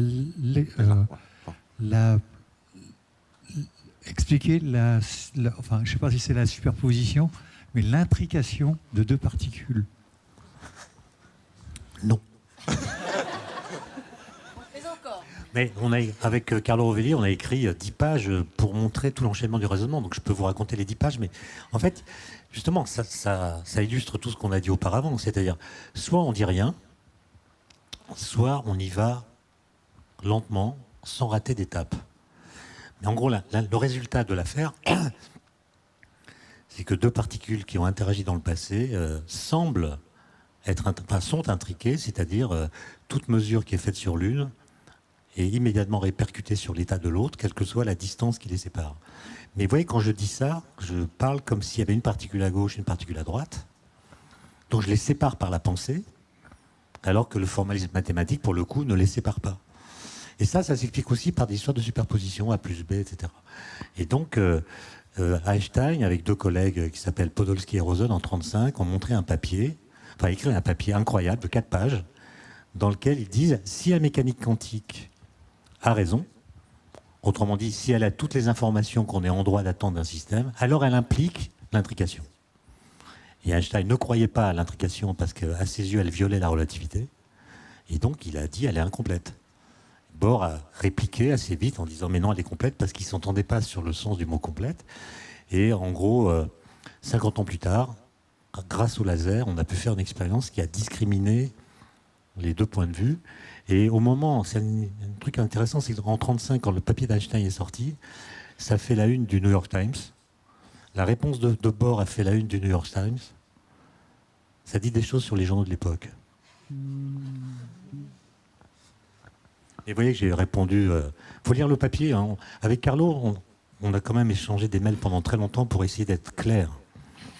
Et si je résume les choses, je ne vais pas être clair, donc je préfère vous inciter à lire le papier. Oui. Bonsoir. Par rapport aux analogies dont on parlait tout à l'heure, il y a une belle analogie pour le principe d'indétermination d'Heisenberg. C'est l'idée d'un banquier qui va accepter de nous prêter beaucoup, une grosse somme sur un temps très limité, ou alors nous prêter un petit peu sur un temps, enfin plutôt l'inverse, pardon, une grosse somme sur un temps étalé et une petite somme sur un temps très court. C'est un peu l'idée, enfin, c'est une forme d'analogie un peu comme ça, mais c'est parce qu'on parlait d'analogie. Maintenant, ma question, elle est sur... si je tremble, c'est qu'il fait un peu froid. Hein, c'est pas du tout le trac de parler en public. Aucun rapport. J'ai une question qui se tourne sur... on parle de la recherche. On aborde plusieurs aspects avec le quantique, avec pas mal de choses. Je me posais des questions sur des nouvelles propositions qui se font dans la recherche et sur l'aptitude que des propositions testables, qui seraient rigoureuses et cohérentes, l'aptitude de ces propositions-là d'être, on va dire, reçues au niveau de la communauté scientifique, mais aussi au niveau du grand public. Là, je pense à une théorie qui a été proposée, mais qui n'a pas été ni invalidée, ni encouragée par la communauté scientifique dans un premier temps. Et alors, je me pose la question, comment amener une idée comme ça à un autre niveau? Et en tant que vulgarisateur, peut-être vous avez des idées, voilà. Je te sens prête à te lancer, vas-y. Avec plaisir. Non, mais du coup, je suis un peu troublée là. Non, en fait, la communauté scientifique, la recherche, par définition, on ne peut être chercheur que si on est ouvert à tout. D'accord ? On se met aucune barrière et on cherche. Le seul juge de paix là-dedans, c'est l'expérience, c'est-à-dire on va continuer à étudier une théorie tant qu'elle n'aura pas été invalidée par l'expérience. Donc des nouvelles théories qui sont proposées, il y en a plein. Il y en a qui mettent très longtemps avant d'être considérées, juste parce qu'on n'a pas les moyens expérimentaux de la mettre. Je pense au boson de Higgs. Le boson de Higgs, mine de rien, le pépère. Il a quand même vu le jour dans les années 60. Et on a mis 50 ans. De quoi ? Des bosons, oui. Ah oui, pardon, oui. Alors, tous les bosons de Higgs, n'est-ce pas ? Le champ de Higgs. Non, en fait, en gros, il a été théorisé début des années 60 et on l'a découvert en 2012. Mais c'est surtout, au début, on n'a pas commencé à le chercher tout de suite. Moi, je pensais, quand je faisais des conférences sur le boson de Higgs, que cette invention géniale, tout le monde s'était jeté dessus comme des morts de faim pour essayer de prouver son existence. C'est pas vrai du tout.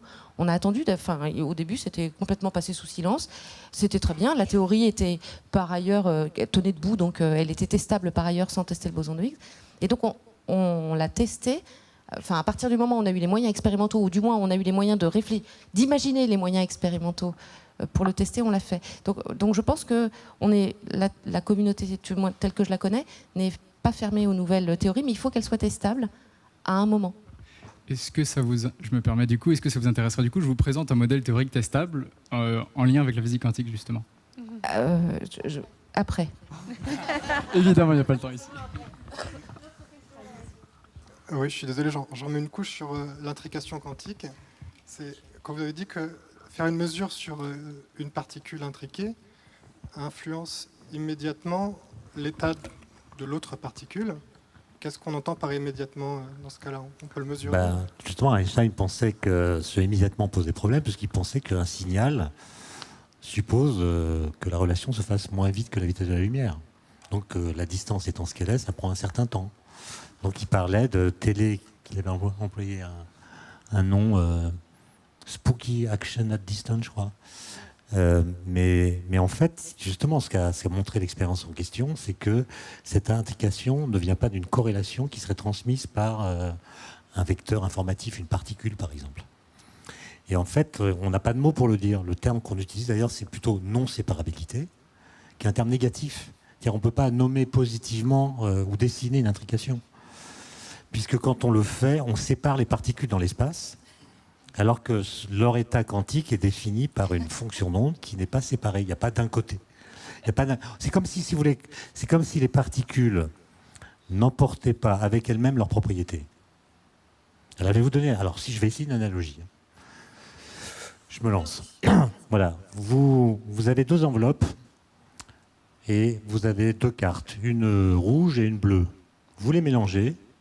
Dans une enveloppe, vous mettez une carte. Dans l'autre, vous mettez la seconde carte. Mais vous ne savez pas laquelle est bleue, laquelle... vous donnez une carte à Paul, l'autre carte à Jules. Ils vont très loin l'un de l'autre dans l'espace. Eh bien, Paul va ouvrir son enveloppe, il va trouver la carte bleue. Aussitôt, il sait que la carte de Jules est rouge. D'accord ? Sans qu'il y ait besoin d'information. Enfin, il faut qu'il y ait une information. Il faut que Jules lui téléphone. Qu'est-ce que tu as trouvé ? Et aussitôt, Jules, sans ouvrir son enveloppe, connaît la couleur de sa carte. Mais l'intrication quantique, c'est pas ça. Ce que je viens de raconter, c'est l'histoire d'une corrélation classique. C'est comme si, dans les deux enveloppes, chacune des cartes était dans un état de superposition quantique. C'est-à-dire, la carte de la première enveloppe, c'est rouge plus bleu. La carte de la seconde enveloppe, c'est rouge plus bleu. Paul part avec sa carte, il ouvre l'enveloppe, et le fait d'ouvrir l'enveloppe, c'est comme la femme enceinte de tout à l'heure, va au hasard lui donner soit une carte rouge, soit une carte bleue. Et au moment où cette réduction s'est produite, ça détermine la couleur de la carte qui est dans l'enveloppe de Jules à distance, sans médiation d'une information. Parce que l'intrication fait que tout ce qui affecte une partie du système affecte le système tout entier. Et ça, c'est impossible à comprendre. D'ailleurs, je vois à vos têtes que c'est en effet impossible à comprendre. Donc, je l'ai bien expliqué. J'ai une petite question sur la superposition d'états. Je comprends pas si, en fait, au moment où on fait la mesure, si la mesure a des éléments déterminants dans le résultat de la mesure, ou alors si c'est un hasard pur. Je ne sais pas si Nathalie veut répondre, mais en fait, ça dépend ce qu'on mesure. Par exemple, comme l'a expliqué Nathalie, un électron, c'est pas un corpuscule, c'est une excitation d'un champ. Donc, a priori, un électron, il n'a pas de vitesse. Mais vous pouvez avoir un appareil de mesure qui va lui demander sa vitesse. Il n'en a pas. Mais on le demande une. Donc, il va cracher une valeur. Et cette valeur, c'est la réduction du paquet d'ondes qu'il a avant, qui est tiré au hasard. C'est comme si vous aviez un radar sur la route, votre voiture n'a pas de vitesse, ou plutôt elle a un spectre de vitesse très étalé, et puis vous êtes flashé, et c'est le fait d'être flashé qui détermine votre vitesse parmi toutes les valeurs possibles a priori. Vous pouvez dire aux gendarmes si vous êtes en excès de vitesse, d'après le radar, vous expliquez qu'en fait dans votre spectre, il y avait des valeurs qui étaient en dessous de la valeur limite, et que le hasard a fait que... Mais c'est un argument qui, à mon avis, va plutôt énerver le fonctionnaire. Non, je suis fascinée par les dessins de l'ISO et je me marre bien. Oui, c'est exactement l'état dans lequel on est quand on essaye de faire de la mécanique quantique. C'est exactement ça. Ici. Bonjour, bon, ça doit être un peu mon côté étudiant. Je voulais savoir si vous aviez des livres à conseiller du niveau licence abordable, même par des gens qui n'ont pas fait de physique toute leur vie. Voilà, merci. Pour la science. Déjà un abonnement pour la science. Voilà, jusqu'au numéro 1000, au moins. Et après, vous aurez tout compris. Et puis, vous avez quelques livres. Sinon, on en mettra quelques-uns sur le site de Pour la Science. Ah, moi, il y en a un que je conseille quand on me demande, quand on veut vraiment s'attaquer au sujet sérieusement. Et je dis à chaque fois, voilà, c'est un bouquin, on peut le commencer. N'importe qui peut le commencer. Et chacun s'arrêtera à un niveau différent du bouquin. C'est les bouquins de cours de Feynman. Où il y en a un. Alors, je déconseille de commencer par celui de la mécanique quantique. Il faut commencer par la mécanique, l'électromagnétisme. C'est génial, c'est ultra compréhensible, jusqu'au moment où on se dit ah, là, il m'a perdu. C'est bon, fini. Voilà. Voilà. Alors, si je peux compléter, toujours Feynman, il se trouve qu'un étudiant qui était un bienfaiteur de l'humanité, d'après moi, a retrouvé dans les sous-sols de Cornell les films qui ont été faits quand Feynman a donné 6 conférences, je crois, qui s'appellent The Character of Physical Laws. Et donc, elles ont été filmées, remontées, et maintenant, ils existent tous sur YouTube. Ils durent chacun 1 heure. Et c'est absolument fascinant. Écoutez Feynman, c'est génial. On sort de là en ayant l'impression qu'on a tout compris. Bon, moi, personnellement, 2 semaines après, je suis obligée d'aller réécouter parce que finalement, j'ai compris des choses, mais pas tout, etc., etc. Mais c'est un monsieur extraordinaire, un extraordinaire pédagogue. Comme disait Gérard tout à l'heure, des bouquins comme QED, il explique toute la base de la physique des particules avec un crayon et une feuille de papier. Hein, c'est bluffant. Donc voilà, ces vidéos-là aussi pour compléter les cours de Feynman. Ouais. Une autre question? Oui, bonsoir, j'ai une petite question. Vous avez parlé de la mécanique quantique, vous avez parlé aussi de la relativité d'Einstein.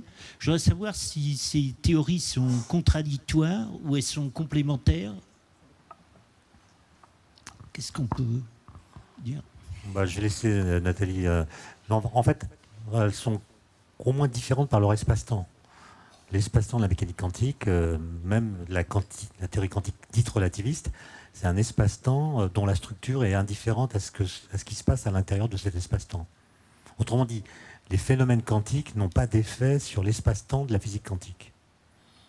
Alors qu'en relativité générale d'Einstein, qui est une théorie relativiste de la gravitation, l'espace-temps est lui-même un objet physique dont la géométrie est déformée par ce qu'il contient et par ce qui s'y passe. Et donc le fait qu'il y ait 2 espaces-temps différents, au statut complètement contradictoire d'une certaine façon, fait que toutes les tentatives d'unification sont très compliquées et sollicitent des hypothèses comme dimension supplémentaire d'espace-temps, ou bien espace-temps quantifié, ou bien géométrie non commutative, ou bien etc. Et ce sont des hypothèses qu'on a du mal à discriminer par l'expérience, pour les raisons qu'on a dites tout à l'heure. Mais en tout cas, la gravitation d'Einstein c'est pas une force en fait, c'est une déformation de la géométrie. Et en cela, elle diffère, pour ce qui est de son statut, des 3 autres forces fondamentales dans la nature. Les forces nucléaires, électromagnétiques. Bon. Mais est-ce que vous pouvez répondre vraiment à la question, oui c'est complémentaire ou non c'est pas complémentaire ou c'est contradictoire? Alors lisez la deuxième partie de l'article.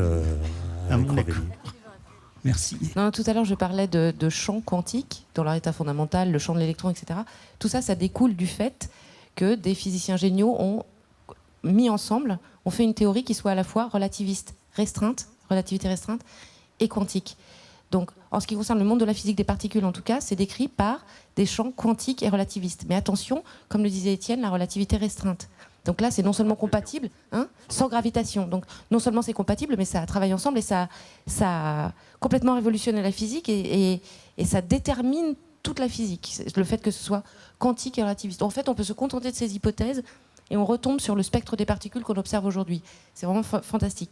En revanche, dès qu'on met la gravitation dedans, donc on passe en relativité générale, là, pour l'instant, il n'y a jamais eu moyen de les rendre compatibles et de travailler dans les deux cadres en même temps. Merci. Je vous soumets le contenu d'une plaque professionnelle que j'ai trouvée au bas d'un immeuble dans une rue quelconque.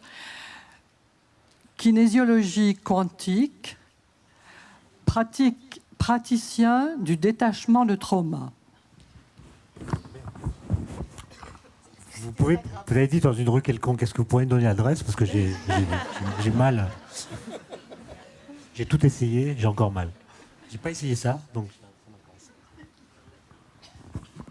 Bon, ça prouve qu'une chose, c'est que la physique quantique fascine et du coup, elle est mise à toutes les sauces, c'est tout.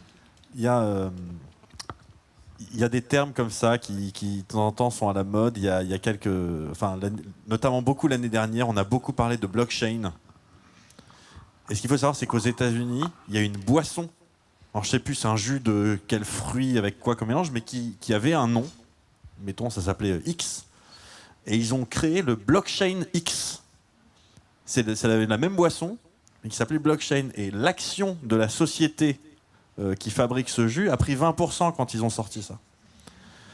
C'est-à-dire qu'il y a des gens, effectivement, des gens qui sont en difficulté, qui vont passer devant cette plaque et qui vont se dire « Moi, j'ai des soucis parce qu'il m'est arrivé des histoires. » Ils vont voir quantique, ils vont se dire « Ah, c'est scientifique, c'est sérieux. » Le jeu est juste là. Mais des fois, ça peut être dangereux. C'est-à-dire que des fois, il peut y avoir des gens qui ont besoin d'avoir des vrais traitements pour des vraies maladies.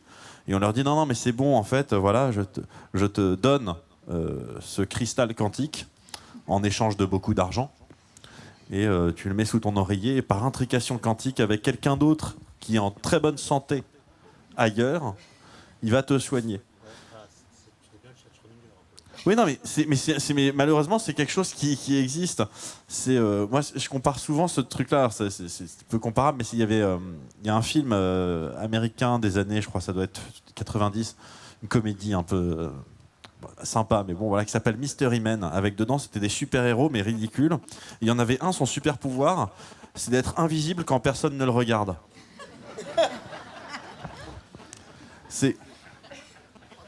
On est un peu sur ce genre de niveau de sérieux. Voilà. Bonjour, moi j'aurais une question. En fait, je comprends pas exactement pourquoi est-ce que on peut pas utiliser simplement la relativité générale d'un côté et la physique quantique de l'autre, et pourquoi est-ce qu'on a envie d'unifier tout ça en fait? C'est ce qu'on fait. On les utilise parce que les conditions dans lesquelles les deux doivent être prises en compte ensemble ne sont pas des conditions qui nous sont accessibles en laboratoire. Quand on fait de la physique des particules au LHC, on se fiche de la gravitation parce que les forces auxquelles les particules participent sont bien plus intenses. La gravitation est une force très faible. Par contre, quand on regarde l'univers primordial, quand l'énergie était très grande, les particules avaient des énergies très grandes, et là, il faut tenir compte des cas de force. Donc l'idée, c'est d'essayer de décrire, entre autres choses, l'univers primordial, ou bien ce qui se passe dans les trous noirs, par exemple. Ouais, en gros, on cherche à comprendre pour des choses qui sont à la fois très petites et très lourdes. Même si le mot lourd, je sais que ça va énergétique. Voilà, d'accord. Je savais que ça allait faire... Bonsoir. J'avais lu il y a quelques mois plusieurs articles qui disaient que des chercheurs avaient réussi à envoyer un ordinateur quantique dans le temps. Apparemment, ça a été observé parce que l'objet en question, il avait apparemment violé la deuxième loi de conservation de l'énergie, de la thermodynamique. Mais du coup, qu'est-ce qu'il y en est maintenant? Est-ce que c'est vrai? Je crois que c'était aussi, pas dans deuxième- Pour la science. Hein. Je pense pas, non, c'était en ligne. Et aussi, deuxième question, qu'est-ce que c'est que l'ordinateur quantique, du coup, en question ou même un ordinateur quantique tout court, qu'est-ce que ça veut dire? Alors, vous voyez, un ordinateur quantique dans le futur, c'est pas très dur. Dans le passé, c'est plus compliqué. Qu'est-ce que c'est qu'un ordinateur quantique? C'est un ordinateur qui va utiliser justement la superposition. C'est un ordinateur classique, ça travaille avec des 0 et des 1, bien séparés les uns des autres. Donc, quand on fait une opération sur 1, normalement, ça ne touche pas aux autres.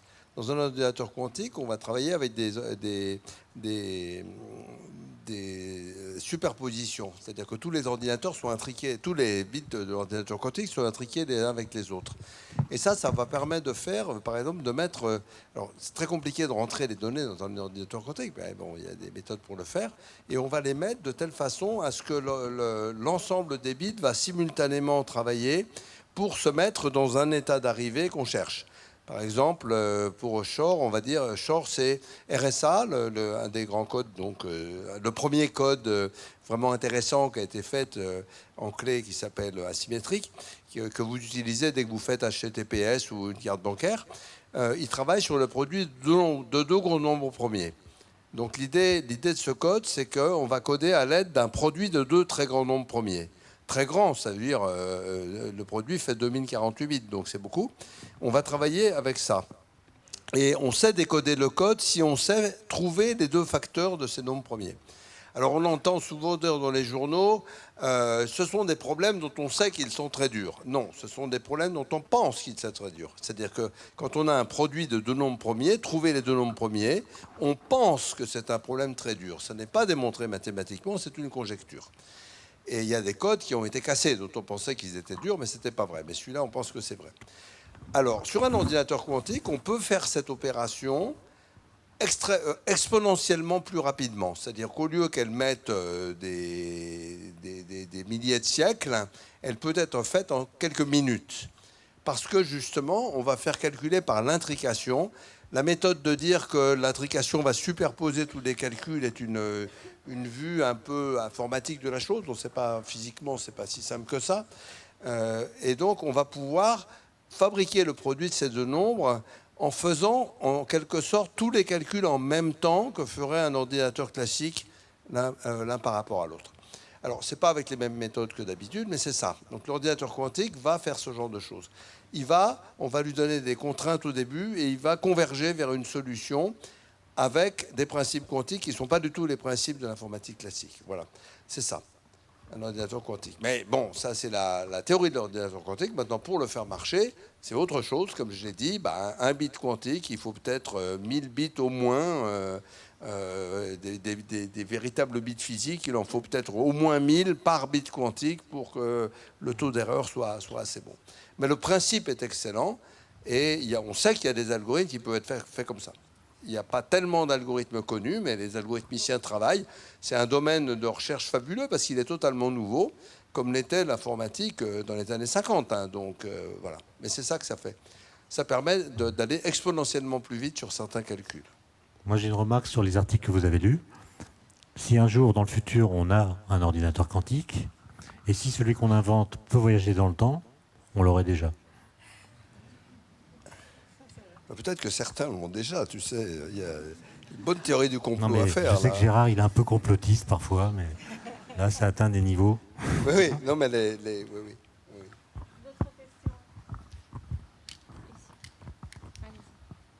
Bonsoir à vous tous.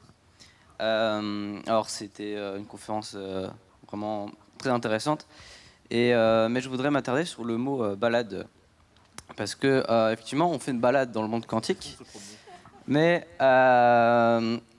moi j'ai l'impression que finalement on a eu des réponses, des questions, mais visiblement vous avez tous dit on peut vous donner des réponses, mais en vrai on ne sait pas vraiment quoi en penser. Alors, est-ce que ce serait plutôt une balade quantique, ce qu'on vient de faire, hein, puisque apparemment, on était dans un pied dans la question, un pied dans la réponse, et du coup, moi, j'aimerais bien avoir quelques réponses. Alors, ça va pas être des réponses dans le sens où on va avoir des avancées dans le sens, hein, mais plutôt des réponses sur ce que vous pensez vous, parce que finalement, le but d'une conférence, c'est que y a quelqu'un qui parle, et que effectivement il émet ce qu'on a trouvé en science ou ce qu'il a lui-même trouvé. Alors du coup, libre à vous 5 de répondre. Mais c'est plutôt sur du coup une question entre Bohr et Einstein. Moi, j'aimerais savoir qui vous pensez qui a eu, enfin, je sais pas très français ce que je viens de dire, mais qui, selon vous, a eu raison. Alors, a eu raison, c'est pas, bien sûr, c'est un vulgaire mot ici parce qu'on n'en sait rien. Mais qui, selon vous, et en tout cas, a eu l'explication la plus probable dans le monde quantique? Bah là, pour le coup, la réponse est facile. L'interprétation d'Einstein de la physique quantique est fausse. Mais ça ne veut pas dire qu'Einstein s'est trompé, puisque c'est lui qui a vu que la mécanique quantique impliquait des choses incroyables. Et en fait, tout ce qui est assez magique dans cette histoire, c'est que, en fait, on ne sait pas trop quoi penser, c'est ce que vous dites, mais en fait, on sait tous là qu'il y a des choses qu'on ne peut plus penser. Par exemple, l'expérience d'Alain Aspect, elle a démontré que vous n'avez plus le droit d'interpréter la mécanique quantique en lui ajoutant des variables cachées locales. Locales, ça veut dire en gros emportées par les particules. Ça, c'est mort. L'expérience a montré que c'était impossible. Ça veut dire qu'il faut prendre au sérieux la non-séparabilité. Et c'est ça le truc, c'est qu'on l'admet, mais on ne sait pas trop comment la dire, ni on ne sait voir exactement ce qu'elle implique. Et ça veut dire que si Einstein revenait aujourd'hui, je pense qu'il aurait une réaction complètement paniquée et en même temps fasciné sans doute de voir que ce qu'il croyait certain, à savoir que la physique quantique est incomplète, il lui manque des informations, cette idée qu'il a défendue jusqu'à la fin de sa vie, en fait, est fausse. Et donc la physique ne peut pas forcément dire ce qui est vrai, mais elle peut démontrer ce qui est faux, ou identifier des contre-vérités, et c'est ce qu'on lui demande en fait. On a largement dépassé 1h30. Je ne sais pas si vous avez plus compris. Donc, on a le temps pour une dernière question quand même.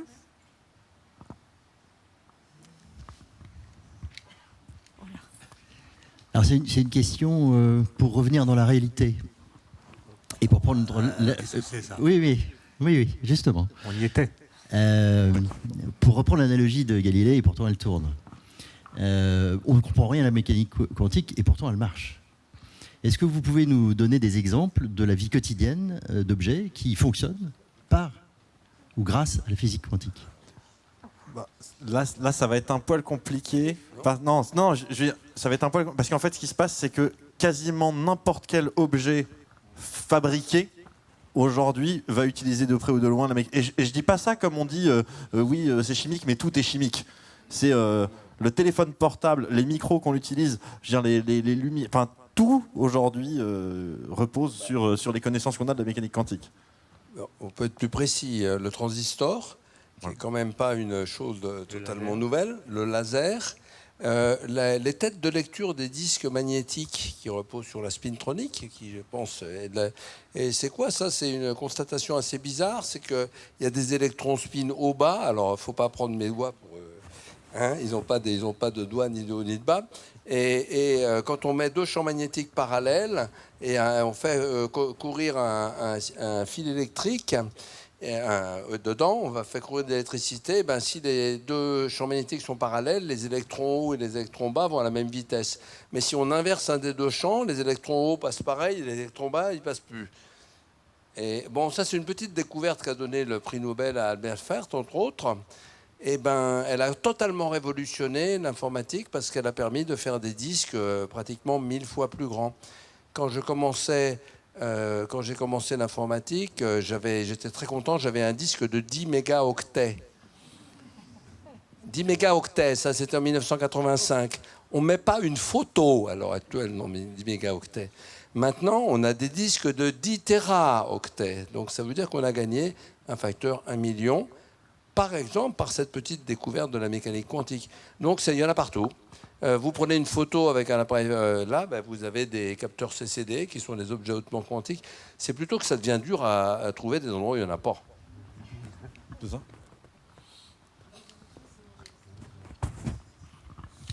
Écoutez, merci beaucoup. Merci à tous d'avoir été ici. Merci à Gérard Berry, Nathalie Besson, Bruce Benabram, Étienne Klein et Lison Bernet, qui nous a fait beaucoup rire avec ses dessins.